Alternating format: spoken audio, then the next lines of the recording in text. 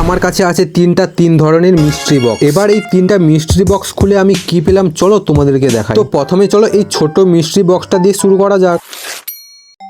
এটা তো ভাই একটা সুইট হার্টের একটা সেন্ট, আর ভাই তার সঙ্গে একটা তালা চাবিও আছে দেখছি। দেখো প্রথম বক্সে তো এত ভালো ভালো জিনিস দিয়েছে, তো এবার চলো মাঝারি বক্সটা খোলা যাক।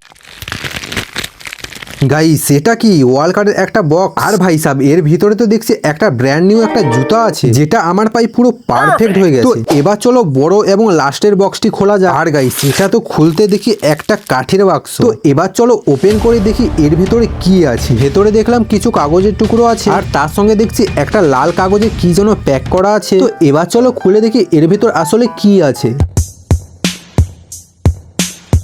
বন্ধুরা এটা তো একটা রাধা কৃষ্ণের মূর্তি। তো তোমাদের এই তিনটা মিস্ট্রি বক্সের মধ্যে কোন জিনিসটা সব থেকে ভালো লেগেছে নিশ্চয়ই কমেন্ট করে বলো, আর আমাকে বললে বলবো তো আমার এই রাধা কৃষ্ণের মূর্তিটা সব থেকে ভালো লেগেছে। আর হ্যাঁ তোমরা যেতে যেতে হরে কৃষ্ণ বলতে ভুলো না জানো।